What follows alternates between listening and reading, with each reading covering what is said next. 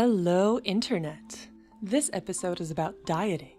Specifically, we're going to be talking about the psychology of dieting and different kinds of diets and the effect that they can have on the body and the mind. Small disclaimer, this episode is not meant to encourage dieting or weight loss, and it's not meant to discourage other kinds of diets not touched on in this episode. We think dieting is great if it's something that you want to do for you to be healthy.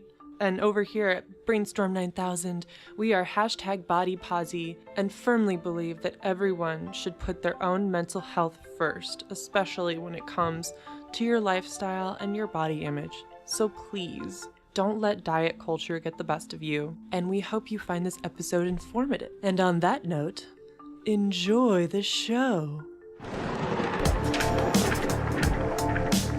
Welcome to BrainStorm 9000. Greetings, brains of the internet, and welcome to another episode of BrainStorm 9000. Exactly. It's good that only the brains are listening to us, because the rest of your bodies are probably gaining a lot of weight after all the holidays that you went through. Yes, and probably a lot of people have their New Year's resolutions to be healthy and lose weight and go on a diet and what have you. So guess what we're talking about today? Diet. Damn. You just heard Dr. Schultz. Yes, and right across from me, I have Master McMaster, who just take my word for it. And if you don't believe me, watch our YouTube videos. Does not need to be on any diet. Oh, that's really nice of you to say. Thank you. And probably has never been. Well, I've tried. I failed. I tried and failed a lot. So listen, you are in charge of our philosophy and English department here. Yes, I am. And could you please enlighten us, or Master of McMasters, what the word diet actually means and where is it coming from? Yes. So I actually did not know this before, but I looked it up for this episode. The word diet was invented in ancient Greece. No kidding. Yes. Most important things in the world. And so in its original context, the word wasn't solely focused on like eating certain foods to achieve weight loss, which is what we normally think of it as, like, oh, I'm dieting. The word more like represented a way of life, which encompassed like food and drink and lifestyle and like exercise. So, in my opinion, with the exception of running naked like a maniac and periodically vomiting, as if you have bulimia, ancient Greek diet actually still holds. Yeah, Because... they had those vomitoriums, right? Right. So in ancient Greece, I'll pretend I know how to say it. I think they said it diaita. That sounds fine to me. Let's go with that. So, but I suspect that for the Western world, at least, the first dietary advice was given to Moses by the Lord. The Lord. The Lord? Said. So can you please quote what the Old Testament tells us? Yes, I'd be happy to do that. The Lord will give you meat to eat in the evening and bread to satisfy you in the morning. Okay, so you said it with a British accent. It would be nice to ask somebody from Israel to say it with a Hebrew accent, but... I don't know that one. The Lord told you. So, but sounds like a Russian accent probably. But the bottom line here is that actually in this little quote, not only there is a dietary advice, but also it speaks about food combinations, which I'm going to touch upon later in our conversation. I'm a big fan. And I have to tell you that Moses took the Jews around the desert for 40 years, not 40 days, feeding them essentially unleavened bread and water. Unleavened bread. That's Yes. like a kind of bread? Well, it's a bread that doesn't have yeast. That sounds like a really shitty diet. For 40 years. So I think can't- that all the weaklings died off. I would have been one of those weaklings. That sounds awful. Well, you never tried it, so you don't know. No. So, Dr. Schultz, so you really wanted to talk about this topic. Oh, yes. You know a lot about dieting. I'm curious, as a psychiatrist, are you actually an expert in dieting? Why do you know so much about dieting? So, of course, one of the hats I wear says psychiatrist, board certified. But actually, in my previous life, especially when I was in the Soviet Union until the ripe age of 32, where I was a family physician and practiced alternative medicine, I also practiced yoga and continued it in the United States. So I'm very familiar with what is the correct way to eat. I actually fasted myself for 18 days. Of course, I was supervised by actually 2 experts. And the first 3 days were dry, in quotes, meaning not even water. Ugh. So I'm very familiar with fasting, intermittent fasting, and keto states, because on day 3 or 5 of your fasting, you enter the state. And I used to teach people how to diet and how to keep their weight down. And we might want to post on our website Polaroid pictures that I made in early 2000s of me losing a very significant amount of weight. I took one Polaroid picture, I think, a week. So it's going to be pretty spectacular. Wow. Well, you certainly know a lot more about this than I do, because pretty much my entire experience with dieting is eating whatever I want, feeling really bad about myself and thinking I'm fat, and then trying to diet for a couple days and then just going back to eating whatever I want. McMaster, let me do brief adaptive psychotherapy with you. Stop it. Just stop it. You are not fat, okay? Snap out of it. End of my therapy with you. Cool. I feel like I'm better. Also, I have to tell you that I have a particular interest to talk about food and dieting, and this is only a brief episode. We'll talk about it in significantly more detail as it relates to our brain, but I would like to tell you, the brains of the internet, that actually we eat to feed the brain, and our brain actually feeds mostly on glucose. 20% of our glucose supply daily is consumed by our brain. Our brain is close to our muscles only, which also takes about 20%.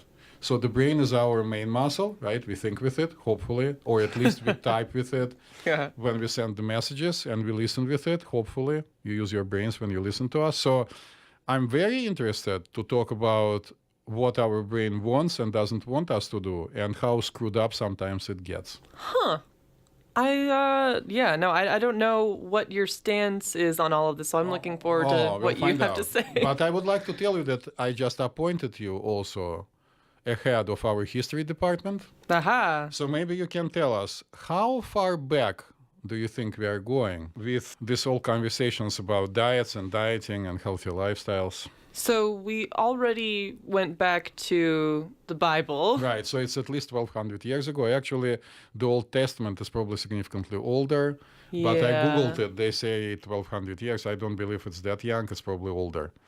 Math, that thing. Yeah, but doesn't matter. So what about dietitians and dieting in our modern Western culture? Yes, well, I can tell you what research told me, and by research I mean Wikipedia. Yes, the wicked thing. Yes. So according to the interwebs, so one of the first dietitians, so named, was the English doctor George Shane.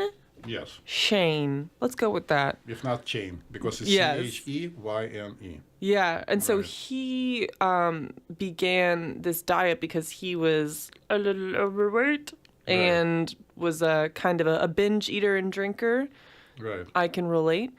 And so he tried a diet to, like, he took out meat, and then he was like, oh yeah, so I'll not eat meat and I'll just drink milk and eat vegetables.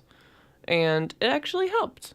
Right. And so then he was like, oh, shit, look at this. This helps a little bit. So now I'm an expert. So he began recommending that diet for a lot of people who were also overweight.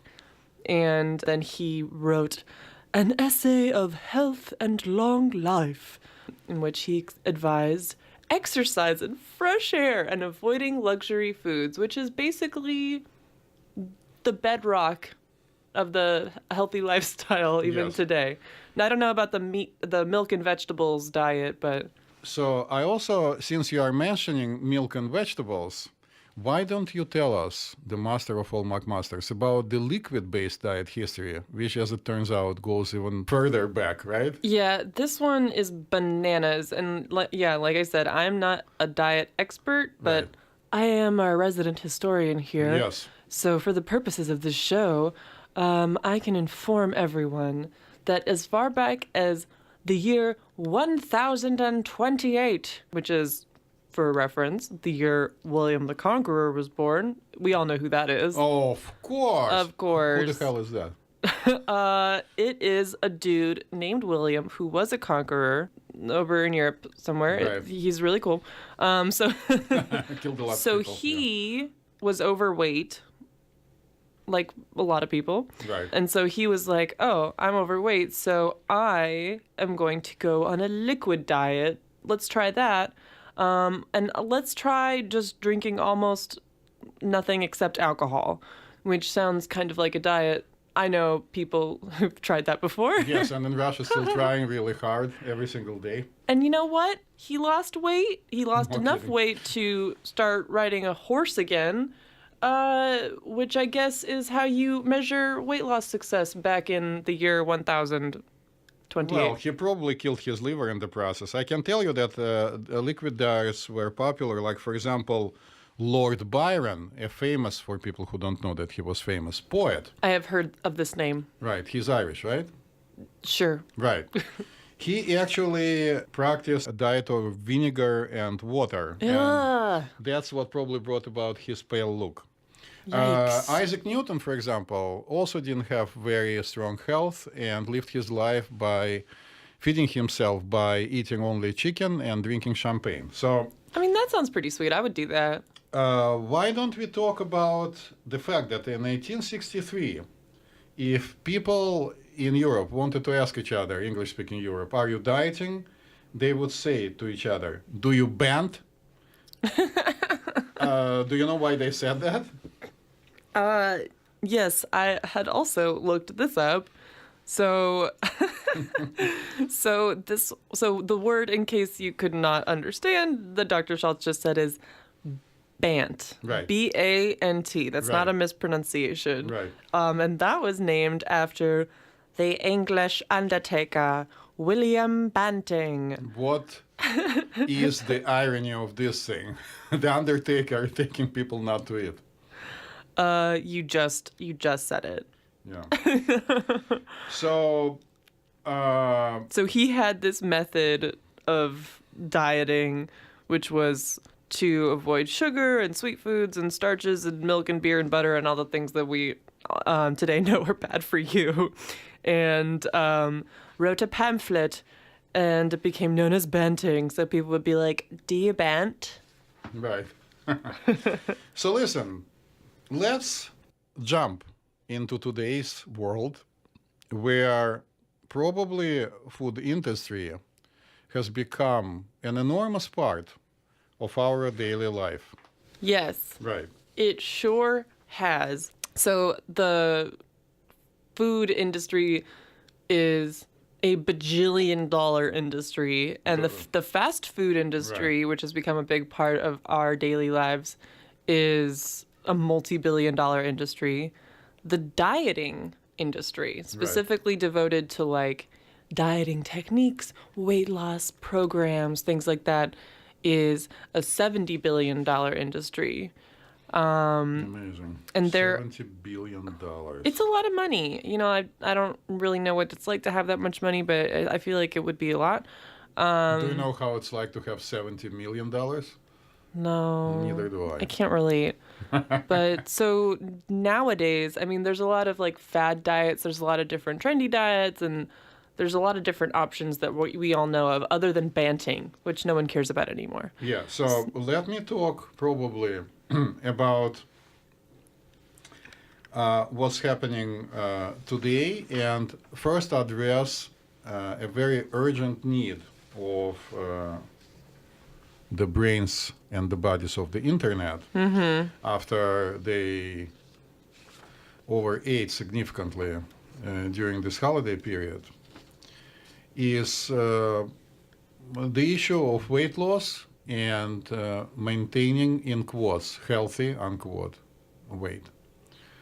So first and foremost, I would like to tell people that holidays were invented historically for people to overeat because periodic, not daily, but periodic overeating stimulates important parts of our endocrine system. Oh, really? For example, our thyroid. That's why all sophisticated long-term diets suggest to people to pig out once a week.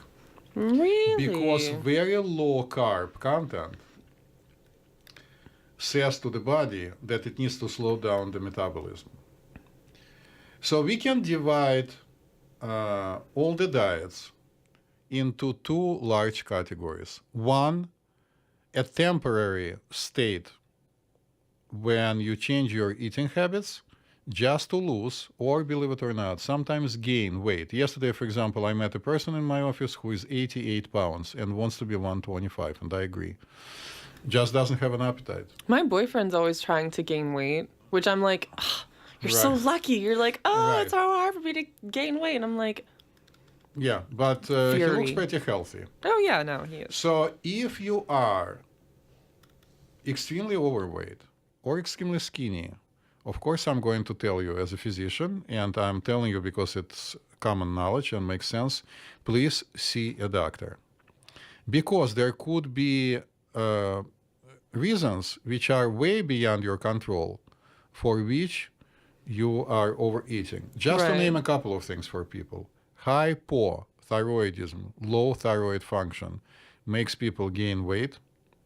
Polycystic ovarian syndrome, which of course, for the boys of the internet, happens only in women, also as one of the characteristics has weight gain and could be one of the first signs of polycystic ovarian syndrome, which is actually treatable. Polycystic ovarian syndrome. Yeah. Also, God forbid, as my mother would say, if somebody has even a benign tumor of pituitary, it can cause significant weight gain in some cases. Mm-hmm. And if somebody has hyperthyroidism, very high thyroid function, then they're going to be very skinny. And they can eat tons of food and don't gain weight. I want that one. No, you don't. Because they also can't sleep, they feel hot all the time, they can't quiet their mind down. That's why in psychiatry we always check the thyroid function. So I can tell you that it's all very complicated. And also there is a science which is called nutrition, which, believe it or not, started only in 1932 after people first discovered and synthesized vitamin C. Really? Yeah. Huh. And then went completely crazy for 20 years discovering different vitamins and realizing how to treat various vitamin deficiency syndromes. So the idea that has been projected into our mind by everything we read and everything we hear is that eating is a way to deliver to our body important nutrients and also add the vitamins. I would like to suggest to people to consider this. It's a mistake to think that eating is a mechanical process. We are humans. We ought to be able to enjoy our lives.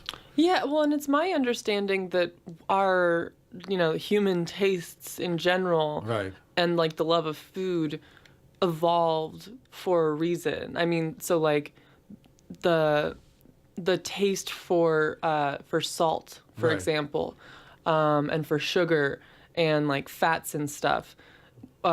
It was adapted because it was good for brain development at the time that humans' brains were increasing and the frontal lobe was developing, because sodium and glucose are important for brain function. Yeah, the glucose is very important. So that brings me to want to immediately dive into different types of diets. And since you mentioned it, Master McMaster, in your infinite wisdom, let's talk about paleo diet, which actually tells you otherwise. Yeah. So in your historical wisdom, could you tell us, please, who was the author of the famous book that made it yet another fad, meaning very popular diet? Fad. Fad. Which made it fad, meaning a very popular diet right now. Yes, that author was Lauren Cordain. And the book is called? It's just called the paleo diet. Yeah, so his main argument is this, that in the Paleolithic period Paleolithic period. of human life, people were eating in the particular way. So I read Paleolithic. Paleolithic diet is the way Neanderthals ate. So he keeps saying that only 333, I'm quoting him, generations ago, people were eating in a particular way. There were hunters and gatherers. So they ate mostly meat that they hunted, right? And fruits and some vegetables that they gathered. They didn't bake bread, they didn't add salt and sugar.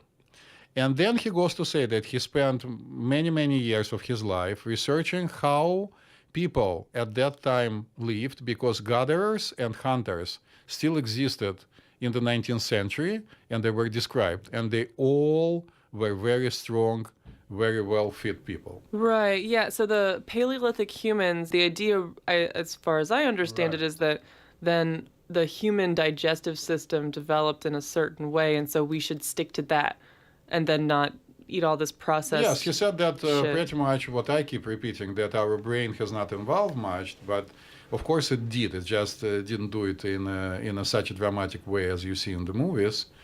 Our digestive system also didn't, because we've been farming only for anything between 40 to 100,000 years. And we shouldn't be eating bread and sugar and salt and a lot of other stuff that humans kind of created themselves.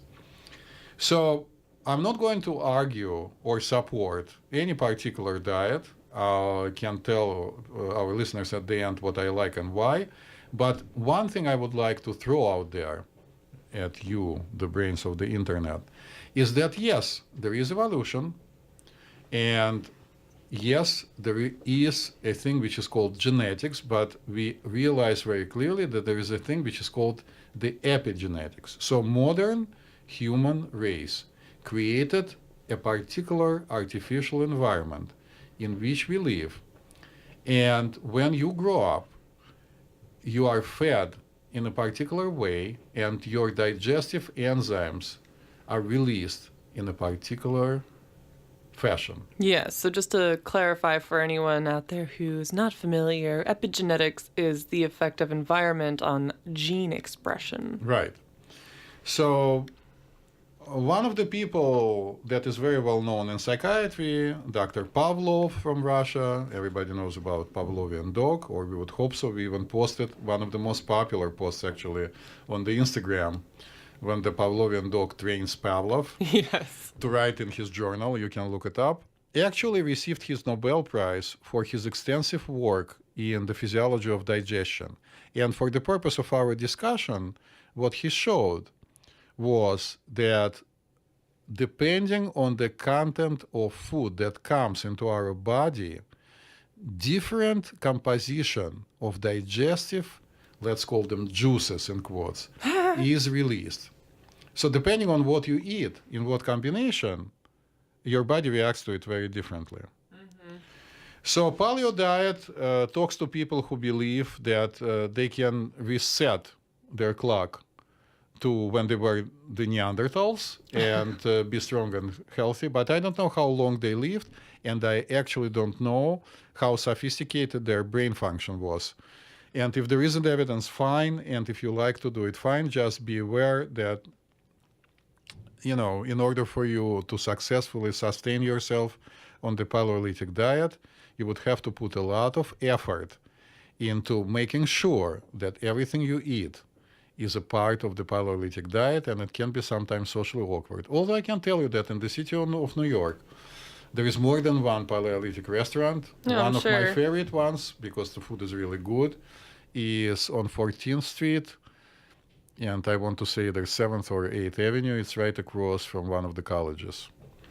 I'm not going to give it any props because nobody sponsors us, but there are many, and you can go there. So another very fashionable diet currently is the ketogenic diet. So I had only heard of this from one of my interns when I told them we were going to be talking about dieting. What is this? So normally, our brain receives energy from digesting glucose.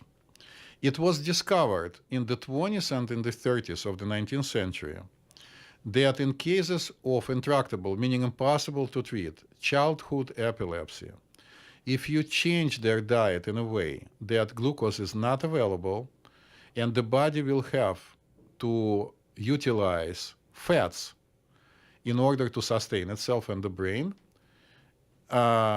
epilepsy can be controlled because in the process of utilization of the fat to feed yourself, you break it down to ketones and that the brain uses, just another little particle that can be utilized by the brain. A ketone? Yeah. Okay. Can be utilized by the brain to feed itself. It dramatically changes the outcome. Going forward, throughout history, people kind of forgot about it. And then it reemerged as a method of treatment of severe, mostly childhood epilepsy.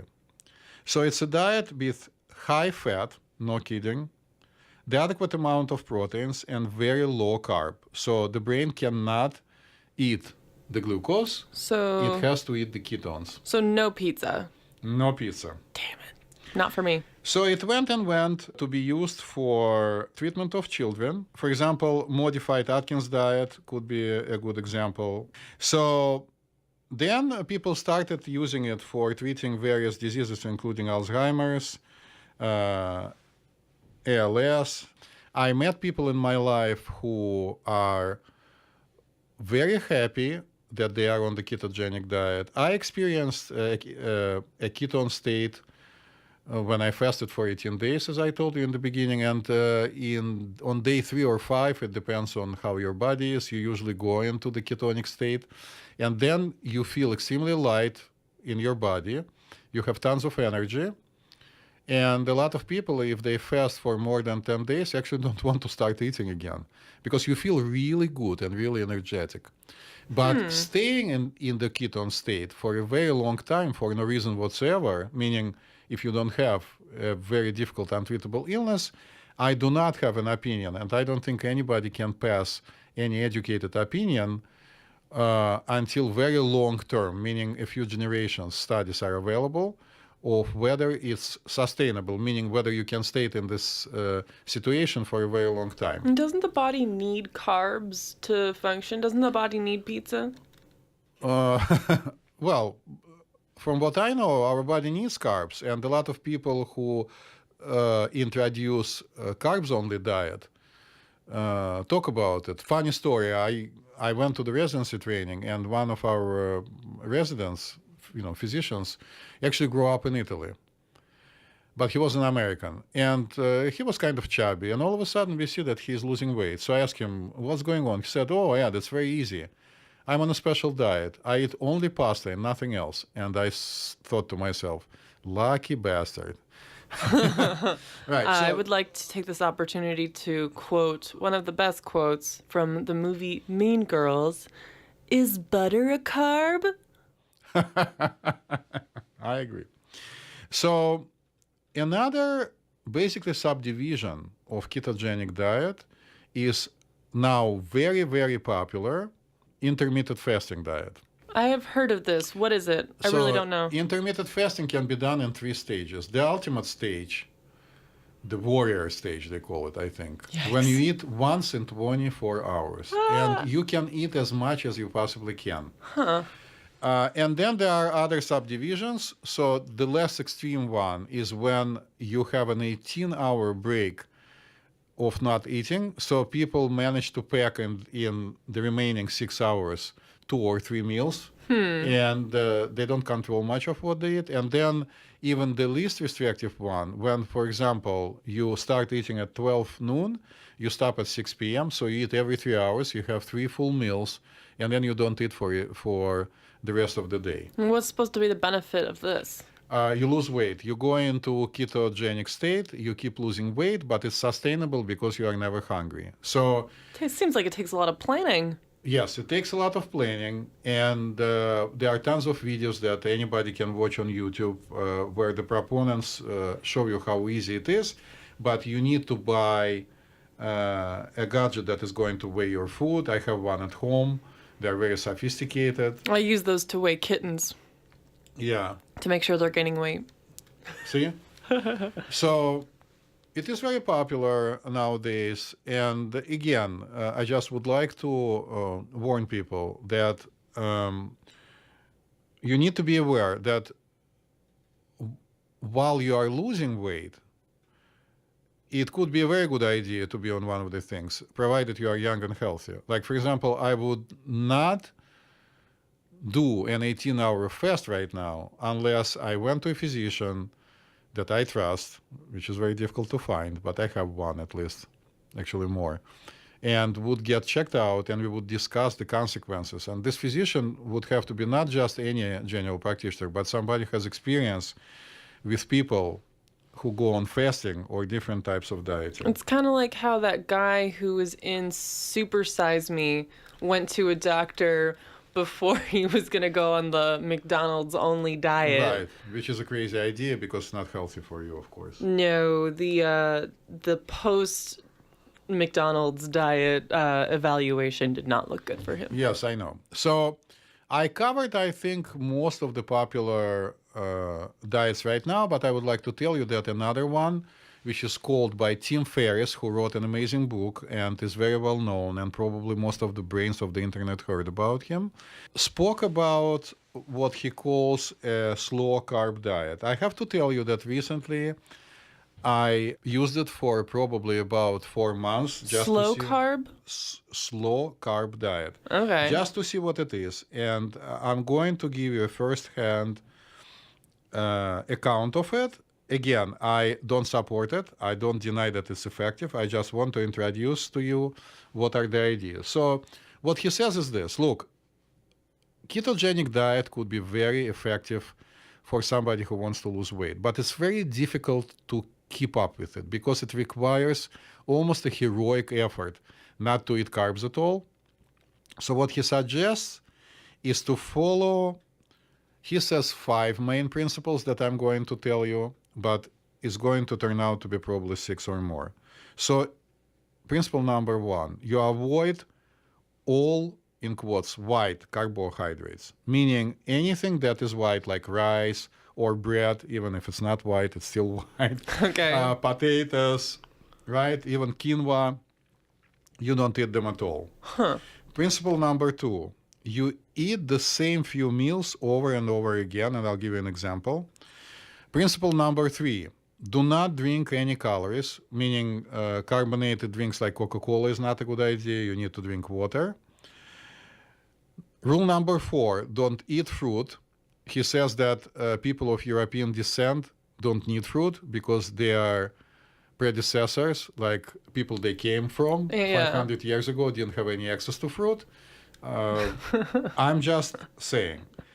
Rule number 5, take 1 day off per week and go nuts. See, I told you, pigging out. He also recommends, which is going to be principle number 6, that you start eating in the course of hopefully 30 minutes after you wake up, maximum 1 hour after you wake up. He also underlines that it has to be combined with workouts that he recommends to do twice a week. That part I didn't do. I still lost quite a bit of weight. So he is a late riser. So he recommends 10 a.m. breakfast, 2 p.m. lunch, 6:30 smaller second lunch, 8 to 9 recreation and sports training, 10 p.m. dinner, because after you worked out, your body needs some food and is going to burn it, so you're not going to gain weight. And then at 12 a.m., he says that he tried to drink wine and up to 2 glasses of wine at night. Do not interfere with your weight loss, but white wine and beer and everything else does. So this is a diet. He's a successful businessman, by the way, and he did extensive research. His book is amazingly well researched. It's very large, but the part about dieting is not. And if you want to be educated, it's a good idea to read it. What I can share with you is this. It's not difficult to follow. It's very, very boring. And what it did for me was this. I was able to lose, because I didn't exercise, exactly a pound a week, which in my age group, I'm 63, I keep saying, right? Yes, we know. Is not such a bad idea. So then I switched to what I like, and I'm going to talk about this diet very soon, to food combinations. It works for me, but slow carb diet is more sustainable. The success rate is much higher than with keto diet, meaning success, meaning retaining the same lifestyle. And But it's still good for your brain? yeah, and if you can, if you are allowed to pig out once a week, I was able to fit it into my social schedule and meet with my friends. You know, my Russian friends wanting to eat. Can I ask you what you know about the diet fad that I am most familiar with that scarred my childhood and probably the childhood of anyone else in my age group? Right. The Atkins diet, which totally ruined pasta for me. I'm still afraid to eat pasta. So the Atkins diet is a subdivision of ketogenic diets, Okay. where you mostly eat fats and meats. I'll never forget an event when yet at another meeting of the board of the National Center for Homeopathy, when I was a vice president, we went out for lunch, which happened every time. And one of the pretty well-known naturopathic physicians from the West Coast came to the stand where you could choose whatever you want. It was a buffet, and loaded up his plate with sausages and scrambled eggs and ham. And I told him, look, what the hell is going on here? At that time, I was very actively practicing yoga. And he said, I'm on the Atkins diet. And my cholesterol is below 100, which is very good, bad cholesterol. So Atkins diet did work. It helped people to decrease their cholesterol. It helped them to maintain cardiac health. After he died, tragically, he slipped on the steps to his office in New York, wintertime, and fell. Oh, goodness. And never recovered from it, but he was old. Still pretty tragic, especially for his family. It kind of faded away. I can tell you that... The Atkins diet faded away? Kind of. But it ruined carbohydrates for me and almost everyone I know. So I can tell you that for people who are meat eaters, and I know quite a few, it's a very good diet, which brings me to tell you guys that you don't need to force yourself into anything, because if you are a meat eater and you need to eat meat, you can be on a ketogenic diet, paleo diet, which includes a lot of fats and meat, and still stay healthy if you can sustain the effort and you can stay on it. And if you want to be vegetarian, I can tell you that vegans, although I have to warn you, being a vegan means more than just eating or not eating certain things. It's a part of a much bigger movement. Vegans eat absolutely no animal matter. So if vegetarians still eat some dairy, and of course they eat honey, the vegans don't even eat honey. So anything that is produced even by animals is excluded. It became a big fashionable thing a few years ago because one of the cardiologists published a book in which he showed very clearly that his patients, when they became vegan, improved significantly, dramatically, their cardiac health. So their cholesterol is very low usually. These people are very light on their feet. They feel very good. I actually met a couple where he was told by a cardiologist, older people, that he needs to become a vegan, otherwise his cholesterol will kill him. And she decided to join him, and they went on the vegan diet. And he, a few months later, looked and felt marvelous. And she was suffering enormously because she originally grew up in a country where they ate a lot of meat. More than that, they were wealthy and they had a farm in which they actually had animals. Aha. And so it was very good for animals, but very not good for them. So people who go on a vegan diet lose weight like crazy and are pretty healthy to a certain extent. There are some arguments against it. Well, and it depends on what you eat, right? Right. Because French fries can be vegan, but Right, not good for you. And vegetarians actually are also pretty healthy people.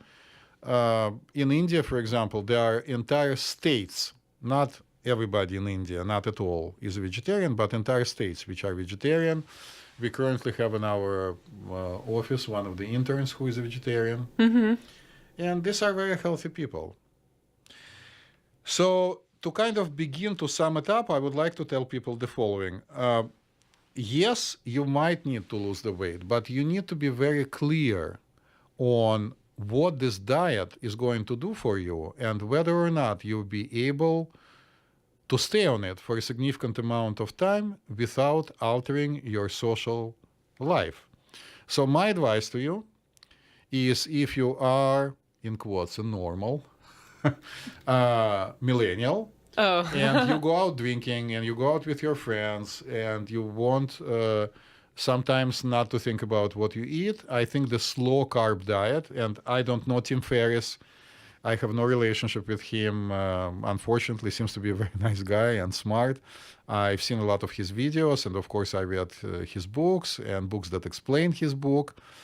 And you like to exercise, it's a very good diet. It's very, very sustainable because you'll be able to look forward to a weekend. And when you go on vacation, you'll be able to do well. All you need to do essentially to start is just to have a very intense breakfast, like, for example, 4 eggs or 3 eggs and some beans.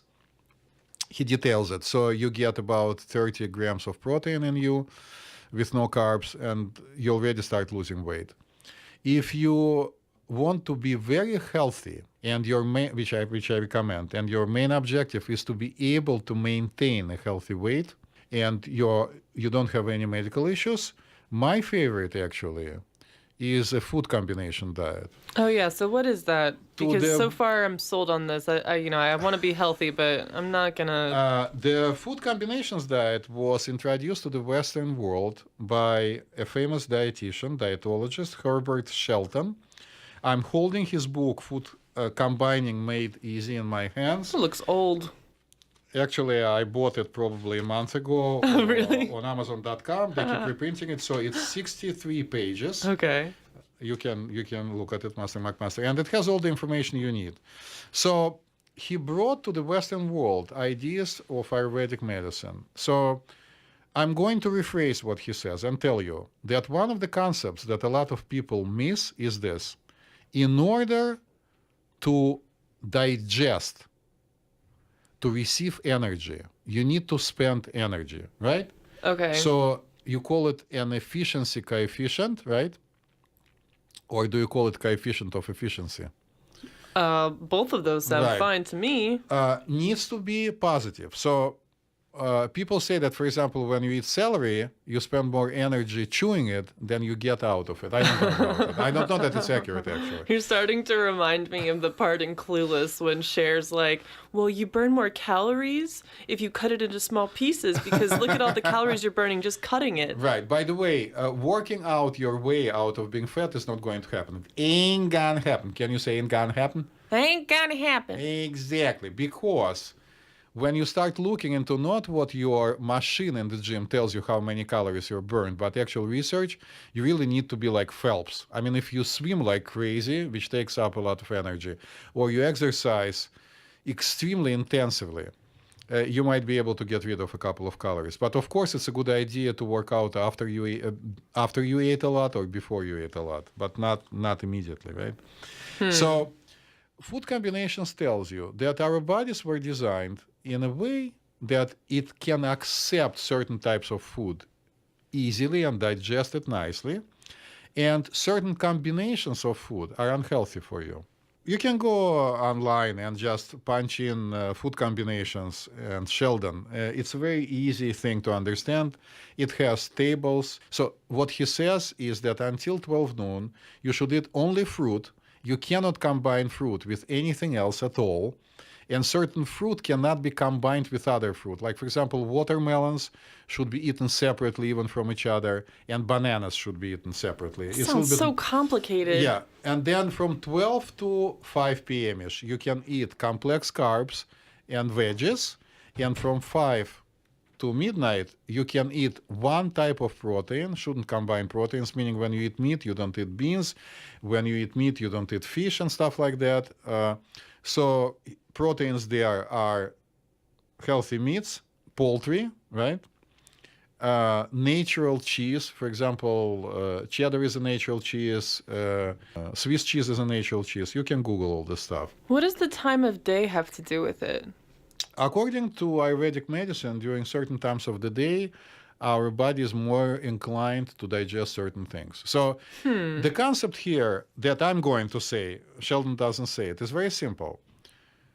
Master McMaster and me are sitting right now, and we have cell phones. I have an iPhone in front of me. I know how to use it, maybe about 10% or 5% of how to use it. My daughters, of course, know more, and Jane, Master McMaster, knows more about it. I don't know how it's made. I don't know how it works. I don't need to. I'm a user. It's like clicking the remote control.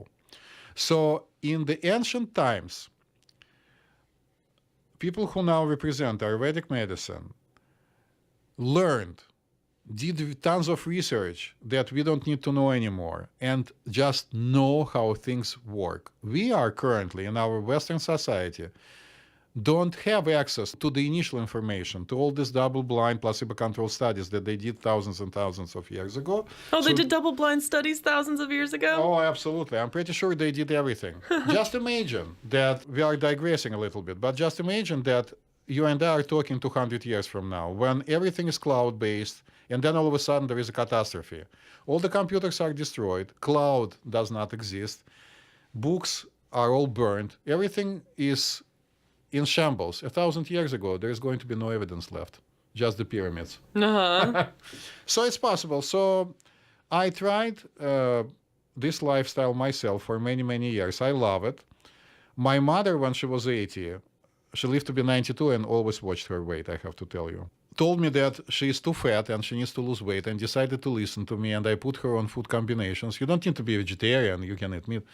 And she lost so much weight that she became upset. In her 80s, it's difficult. And then she stopped, and it trailed off for another few months until she started gaining. Huh. So the bottom line, because it's probably time for us to start coming to the end of this conversation, is this. If you need to lose weight very, very fast, there are technologies available, because famous... Does anyone need to lose weight very fast? I personally think it's very, very bad for you. Okay, yeah. And I can tell you that unless you change your mindset, it's not going to happen.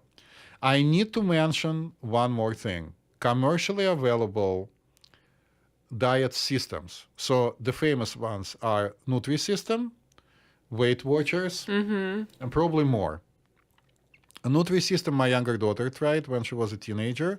So what you do, you order food, it all comes to you. You don't need to think about it. Right. It has 5 meals a day. Their bagel is the size of a large ring. Oh, that sucks. Right? So everything is very small. It's portion controlled and calorie control. Weight Watchers or Dealer Meal. Remember Richard Simmons, who used to dance with curly hair? Yes, I do. Who Yeah. could forget? So they basically make it easy for you to count calories. So all of these things are calorie restriction diets. And people who become members of the cult called Weight Watchers, which is a good thing, it's not a bad thing, actually report very good results. I met quite a few who lost weight and are able to maintain low weight, because they know that if they ate a piece of pie, they have to basically stop eating for the rest of the day. Right. But it's not very healthy. And again, I met people who had surgeries done, their stomachs stapled, okay? And they didn't do well. I'll never forget when I worked in the jail as a psychiatrist, they had a one of the officers who used to be in the special ops and was very fit. When I met him, he was fat already, but not disgustingly fat. Was able to run up the stairs with no problems. Was a really nice guy, a super nice person, super smart, but he couldn't control his eating. So he had his stomach stapled, lost a lot of weight because he couldn't eat much. So it's portion control, calorie control that you can do probably yourself. And then he discovered ice cream. Okay, then. So he gained weight. So unless you change your mindset, it's going to be very difficult for you to maintain proper weight. This is so. The way I feel about all of these diets and whatever fancy combinations, and this will help you do this, and if you do this, then you'll be skinny. All of this stuff. I mean, okay, so it all kind of seems like bullshit to me, and only because it's like, so I mean, I guess we call them fad diets, right? But it's like, okay, but like it just seems so silly, like all these like specific combinations and specific rules. It seems like more of a psychological trick than anything, because when you're given a specific set of rules to follow, then you're more likely to stick to something. Whereas if you're just like, you have this nebulous idea of being healthy in your mind, it might be harder to stick to that. So it seems to me like some diets that have all these fucking rules are probably effective because it gives people guidelines to actually follow consistently. Yes. But like, okay, I mean like, so, and it also like, I feel like it sounds like, oh, yes, well, I mean, what if I told you that you could lose 5 pounds in 5 days if for the first day you eat nothing but lemons and beef jerky, right? And then for days 2 to 4, nothing but clam juice, only clam juice, right? And so then this is actually portion control and calorie control. Day 5, birthday cake.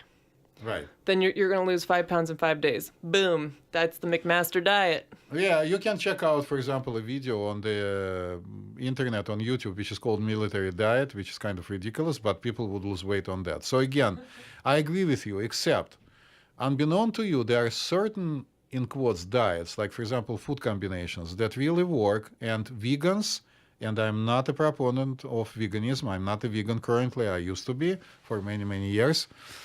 But it made sense then because I practiced yoga and I did a lot of breathing exercises. It was like a lifestyle thing. It was a lifestyle thing. Although yoga doesn't require you to be vegan, vegetarian.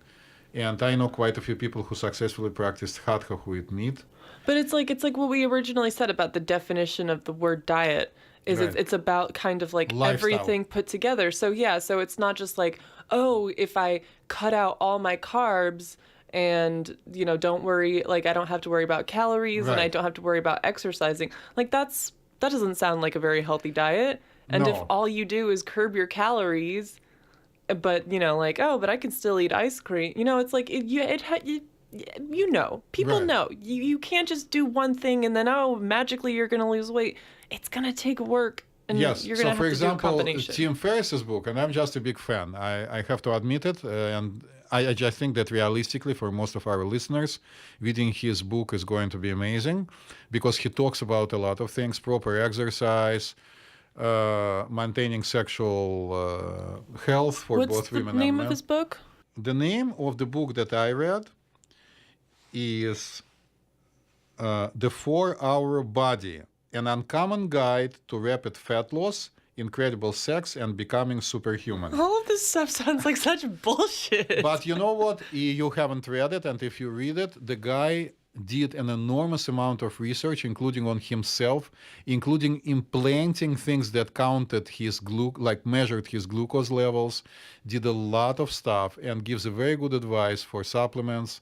And it's an interesting book for the modern person with like a lifestyle right now. Of course, it's a fad, but it's a good one. But I have to tell you that it's going to teach you how to change your life. So it is a real diet because it calls for a lifestyle change. Okay, yeah. That somebody is stubborn and capable, as a successful businessman Tim Ferriss is capable of doing. It requires a lot of willpower, and I'm not sure that everybody is going to be able to do it. I'm a big proponent of food combinations. I love people who are vegan. I think Atkins is fine. Paleo diet, if I came across as criticizing it, I'm not, because apparently for a lot of people it works and their food is delicious. I think I'm going to stick for now to my diet, which is Pizza. a lot of pizza with, the occasional kale salad and a smoothie, and intermittent yoga.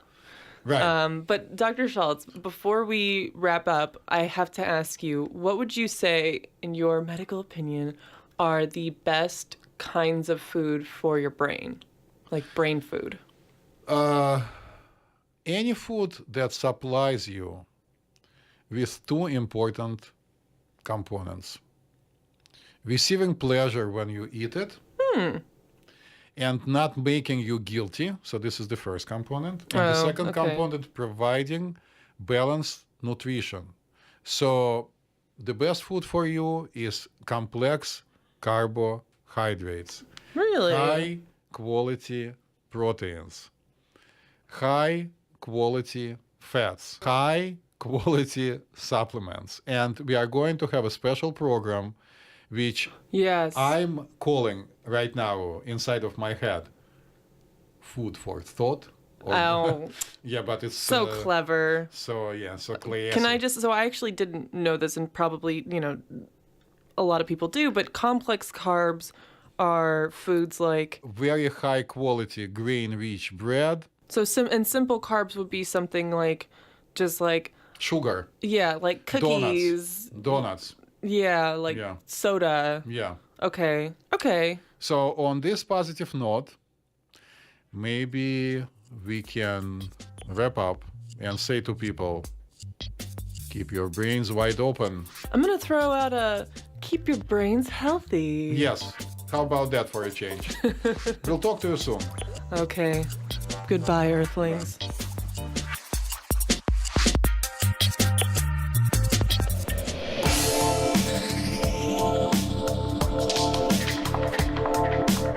Hey everybody, thanks for tuning in to another episode of BrainStorm 9000. If you like us, love us, or marginally tolerate us, hey, go ahead and subscribe, rate, and give us a review on iTunes or Stitcher or wherever the hell you listen to your podcasts.